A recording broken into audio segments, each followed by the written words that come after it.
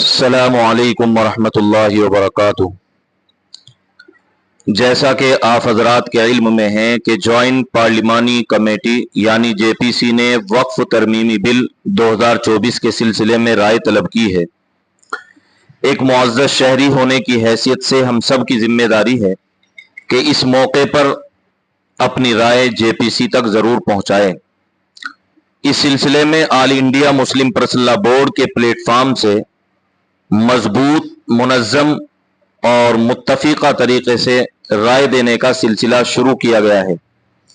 अपनी दीनी, ईमानी, शरई और शख्सी जिम्मेदारी समझते हुए अपनी राय जेपीसी को ज़रूर भेजें और राय भेजने के लिए मुस्लिम पर्सनल लॉ बोर्ड ने इसको आसान बनाने के लिए QR कोड जारी किया है।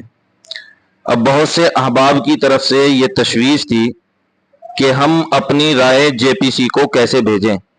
तो जेपीसी को अपनी राय भेजने का आसान तरीका यह है कि आपके एंड्रॉयड फ़ोन के अंदर एक एप्लीकेशन होती है गूगल।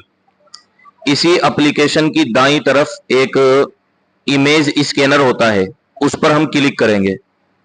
क्लिक करने के बाद अपनी गैलरी के अंदर उस QR कोड को क्लिक करेंगे।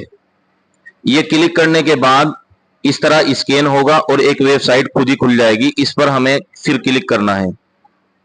इस पर क्लिक करने के बाद जो राय का पूरा मजमून है उर्दू और हिंदी दोनों में ये खुलकर के इस तरह सामने आ जाएगा। और इस तरह सामने आने के बाद आप नीचे जाएंगे तो जीमेल खोले लिखा हुआ होगा, इस पर फिर हमें क्लिक करना है।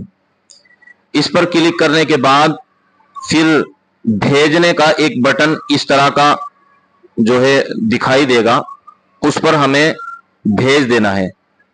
इस पर भेजते ही और इस पर दबाते ही ये आपकी राय जो है जेपीसी को पहुंच जाएगी।